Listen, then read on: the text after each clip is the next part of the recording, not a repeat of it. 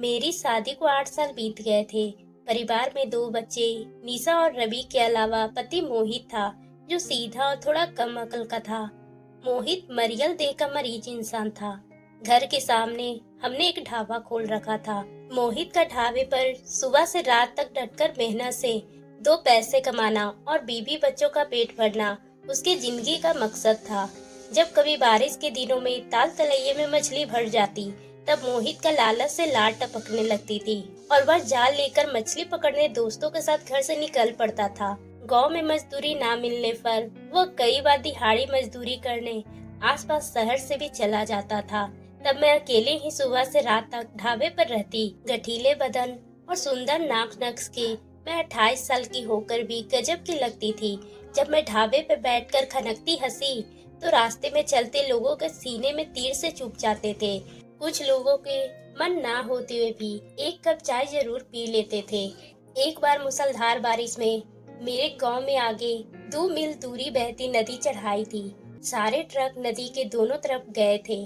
तकरीबन 1 मील लंबा रास्ता ट्रकों में जाम हो गए थे। ना तो कोई ट्रक आता था और ना ही जाता था। सड़क सुनसान पड़ी थी। इसी कारण मेरा ढाबा पूरी तरह से ठप हो चुका था। मैं रोज सवेरे ग्राहक के इंतजार में ढाबा खोलकर बैठ जाती, पर एक एक करके 4 दिन निकल गए थे। ऐसे में मैं एक एक पैसे के लिए मोहताज हो गई थी। मैं मन ही मन खुद को कोसती। उधर मोहित भी कई दिनों से गायब था, जाने कस्बे की तरफ चला गया था। मैंने दूर से एक व्यक्ति मेरे ढाबे की ओर आ रहा था। उसे देखकर मैं बहुत ही खुश हो गई, क्योंकि इतने दिनों के बाद कोई ग्राहक मेरे ढाबे पर आ रहा था। वह जैसे ही आया, मैंने कहा, साहब आप खाने में क्या खाएंगे? उसने कहा, इस समय क्या तुम रोटी बना सकती हो? मैंने साहब से कहा, हाँ आप बैठिए, मैं रोटी और सब्जी बनाकर लाती हूँ। और मैं जल्दी से अपने ढाबे के रसोई घर में चली गई। थोड़ी ही देर के बाद जब मैं वापस लौटी, तो साहब खटिए पर आराम से लेटे थे। मुझे आता देखकर वो उठकर बैठ गए और प्लेट को मेरे हाथों से ले लिया। मैं खाना देने के बाद वापस अपने ढाबे की काउंटर वाली सीट पे बैठ गई। वहीं पर साहब सामने वाली खाट पे बैठकर मेरी बनाई हुई सब्जी रोटी खा रहे थे। मैंने साहब से पूछा, साहब क्या ट्रक ड्राइवर का जाम अभी तक खत्म नहीं हुआ? बहुत दिनों से मेरी दुकान पे कोई ग्राहक नहीं आ रहा है। तो उस ट्रक ड्राइवर ने कहा, अगर ऐसे ही बात है तो आपको ये काम छोड़कर शहर में चले जाना चाहिए। वहाँ बहुत तरह के काम मिल जाएंगे और आपका रहने का इंतजाम भी मिल जाएगा। उस ट्रक ड्राइवर की बात सुनकर एक पल के लिए तो मैं चुप हो गई, लेकिन मैं कर भी क्या सकती थी। यहाँ तो खाने के भी लाले पड़े हुए थे। कोई ग्राहक ढाबे पर नहीं आता था। मैं अपने बच्चों को कहाँ से खिलाती पिलाती? पति भी दूसरे शहर गया हुआ था। उससे कोई भी संपर्क नहीं हो पा रहा था। मुझे नहीं पता था कि मोहित कब वापस अपने घर लौटेंगे, क्योंकि वह जब भी शहर जाते 1 या 2 साल बाद ही वापस अपने गांव आते थे। मुझे कुछ समझ नहीं आ रहा था। मेरी आर्थिक स्थिति बहुत ही ज्यादा खराब हो गई थी। ट्रक ड्राइवर की बातें सुनकर मैंने कहा, साहब अगर आपकी नजर में कोई काम हो तो मुझे बताइएगा। इतने में उस ट्रक ड्राइवर ने कहा, अगर तुम शहर जाना चाहती हो तो मेरे पास एक काम है। मैं वहाँ तुम्हें अच्छे कीमत पर दिलवा दूंगा और वहाँ तुम्हें काम करने में मन भी लगा रहेगा। तुम्हारे बच्चे की कोई दिक्कत नहीं होगी। रहने के भी साधन मिल जाएंगे और पैसे भी अच्छे खासे मिलेंगे। ये सुनकर मैं बहुत ही खुश हो गई थी। मैंने उस ट्रक ड्राइवर से कहा, ठीक है साहब, मैं अगली सुबह आपके साथ चलूंगी। अभी आप रात यहीं आराम कर लें। ट्रक ड्राइवर ने कहा, ठीक है, सुबह हम लोग निकल जाएंगे। इसी तरह रात बीत गई और मैं रात को बेचैनी से बस यही सोच रही थी कि क्या मैं सही फैसला कर रही हूँ या फिर मुझे मोहित का इंतजार करना चाहिए। मैं सोच सोच कर पूरी रात गुजारती थी और फिर अगली सुबह उस ट्रक ड्राइवर ने मुझसे कहा, मेरी गाड़ी बाहर दूर सड़क पे खड़ी है और यहाँ से सफर शहर के लिए काफी दूर है, तो खाने के लिए कुछ सामान भी पैक कर लें ताकि हमें रास्ते में भूख न लगे। मैं जल्दी जल्दी खाने के लिए कुछ सामान पैक कर ली और फिर अपने बच्चों को लेकर उस ट्रक ड्राइवर के साथ शहर की ओर चल पड़ी। बीच रास्ते में कई ढाबे आ रहे थे। उन ढाबे पर तो कई सारे लोग खाना खा रहे थे, पर मेरा ढाबा ऐसी जगह पर था जहाँ पर बहुत ही कम लोग आते थे और ऊपर से रोड जाम होने की वजह से मेरे गांव में लोग आना बंद कर दिए थे। इसलिए मुझे शहर जाना पड़ा। लंबी सफर तय करते हुए मैं शहर पहुंच गई थी उस बड़े से शहर में मुझे बहुत ही डर लग रहा था। मैं बिल्कुल अनजान सी थी, पर उस ट्रक ड्राइवर ने मुझे बीच रास्ते में उतार दिया और कहा, तुम यहीं ठहरो, मैं ये गाड़ी मालिक के गैरेज में लगा कर आता हूँ। उसकी बात सुनकर मैं वहीं बीच रोड पर उतर गई और वह गाड़ी लेकर बगल में एक बड़े से बंगले के मेन गेट से होते हुए चला गया। मैं चुपचाप अपने बच्चों के साथ वहीं कुछ देर खड़ी रही। मुझे इंतजार करते हुए शाम हो गई थी, पर वह ट्रक ड्राइवर ना जाने कहाँ चला गया था कि शाम तक भी वापस नहीं लौटा था। मुझे कुछ समझ नहीं आ रहा था कि मैं इन बच्चों के साथ कहाँ जाऊंगी, रात कैसे गुजारूंगी, क्योंकि मेरे पास थोड़े बहुत पैसे थे और मैं सड़क के किनारे ज्यादा देर तक इन बच्चों के साथ नहीं रह सकती थी। मैं धीरे धीरे चलते हुए शहर के मार्केट की ओर जाने लगी। जब मैं वहां पहुंची तो कई होटल खुले हुए थे। वहां से कुछ खाने के लिए लेकर मैंने अपने बच्चे को दे दिया और फिर मैंने उस होटल वाले भैया से कहा, यहाँ कोई रहने का साधन मिलेगा? उसने कहा, बहन यहाँ पर तो आपको किराए की मकान मिल जाएगी। अगर आप होटल में रहना चाहते हैं तो एक दिन का किराया 500 रुपया है। ये सुनकर मेरे तो होश उड़ गए। मेरे पास इतने पैसे नहीं थे कि मैं एक दिन रुकने के लिए पूरे पैसे गवा दूं। मैं चुपचाप उस होटल से चली गई और एक मंदिर के पास आकर बैठ गई। वह मंदिर बहुत ही भव्य और भक्तों का आना जाना काफी रात तक लगा हुआ था। मैं भी मंदिर के बगल में बैठी रात गुजार रही थी। रात में जब मंदिर के पट बंद हो रहे थे तो उस मंदिर के पुजारी ने कहा, बेटी तुम अपने घर अभी तक नहीं गई, कोई परेशानी है क्या? मैंने रोते हुए कहा, मुझे एक ट्रक ड्राइवर ने शहर में काम लगवाने के लिए मेरे गांव से लाया था और इस बड़े से शहर में लाकर वो ट्रक ड्राइवर ना जाने कहाँ चला गया।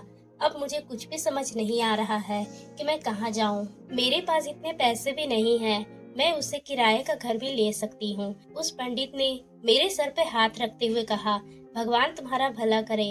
अगर तुम्हें कोई ऐतराज ना हो तो मेरे इसी मंदिर के पीछे एक छोटी सी झोपड़ी है, वहाँ तुम रात को विश्राम कर सकती हो।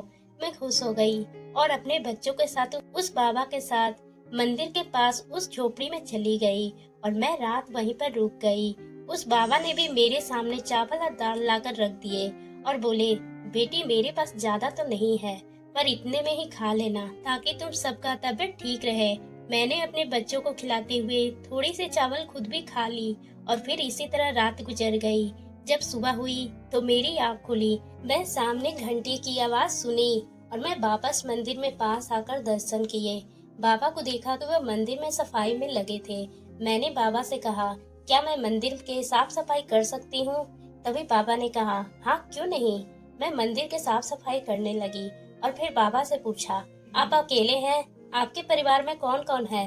बाबा कहने लगे, मेरे परिवार में कोई नहीं है, मैं सिर्फ अकेला ही बचा हूँ जो इस मंदिर की देखभाल करके अपना जीवन यापन कर रहा था। यह सुनकर मेरी आंखों में आंसू आ गए। मुझे समझ आ गया था कि मुझे हौसला नहीं हारना चाहिए, क्योंकि अकेला व्यक्ति इस दुनिया में खुश रह सकता है और मैं तो अपने बच्चे के साथ पूरी जिंदगी गुजार सकती थी। मैंने बाबा से कहा, बाबा अगर आपकी नजर में कोई काम है तो मुझे बता दीजिए। बाबा ने कहा, बेटी मैं तो बस भगवान की सेवा करता हूँ और इसी से मेरी रोजी रोटी चलती है। अगर मेरी नजर में कोई काम हुआ तो मैं तुम्हें जरूर बताऊंगा। और वह अपने काम में लग गए।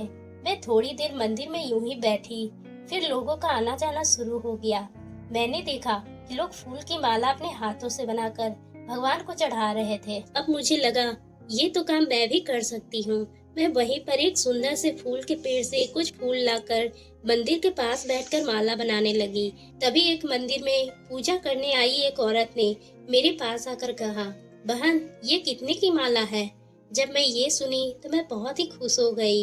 मुझे समझ आ गया था कि मुझे क्या काम करना है। मैंने उस माले को 5 रुपए में बेच दी और इसी तरह मैं कई मालाएं बनाई। हर कोई ताजे फूल की माला देखकर मुझसे माला खरीदने लगे थे। मेरे पास अब बहुत पैसे होने लगे थे। मैं हर दिन यही करने लगी थी। बाबा ने भी मुझसे कहा कि बेटी जब तक तुम मेरे झोपड़ी में रहना चाहती हो, अपने बच्चे के साथ रह सकती हो, जब तक तुम्हारा रहने का कहीं अच्छा इंतजाम न हो जाए।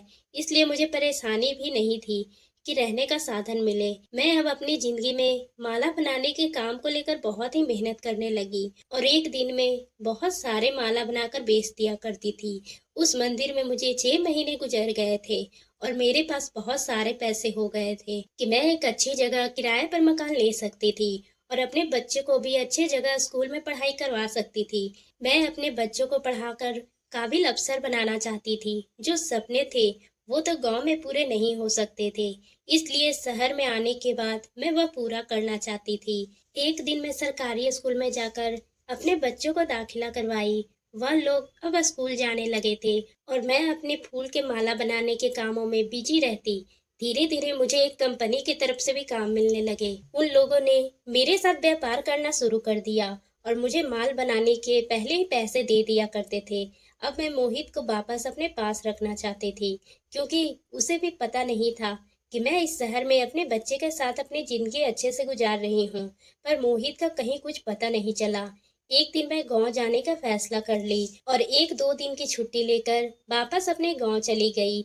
जब मैं वहां पहुंची तो मेरा घर बिल्कुल सुनसान था। पड़ोस के चाचा से पूछी कि मोहित वापस अपने घर लौटे या नहीं, तो उन्होंने कहा मोहित तो शहर से वापस आया ही नहीं। ये सुनकर मैं बहुत ही उदास हो गई थी। अभी तक मोहित का कुछ भी पता नहीं चल पा रहा था, ना जाने शहर में कहाँ था। मैं उदास होकर वापस शहर के लिए बस में बैठ गई और कुछ ही घंटे के बाद मैं शहर आ गई थी। पर रास्ते में ही बस एक ढाबे पर रुकी थी। वहां मैंने कुछ खाने के लिए ऑर्डर किया तो देखा मेरे सामने खाना लिए मोहित खड़ा था। उसे देखकर मेरे आंखों में आंसू आ गए। मैंने उसे गले से लगा लिया। मोहित ने भी आंखों से आंसू थे।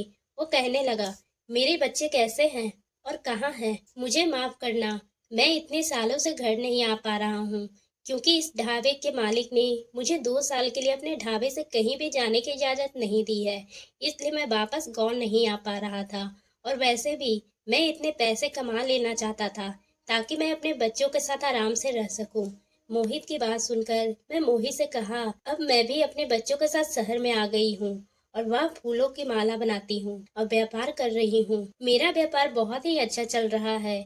हम लोग रहने के किराए के मकान भी मैंने ले ली है, इसलिए मैं वापस अपने गांव जाकर तुम्हारी खोज खबर शुरू की ताकि मैं तुम्हें भी अपने पास ही अपने कामों में साथ कर लूं। यह सुनकर मोहित ने उस ढाबे के मालिक से कहा, साहब मैं अब आपके ढाबे में काम नहीं करना चाहता, इसलिए मैं वापस अपने पत्नी के साथ जाना चाहता हूँ।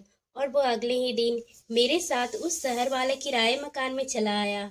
बच्चे देखकर बहुत ही खुश हो गए और मोहित भी अपने बच्चों को देखकर गले से लगा लिया।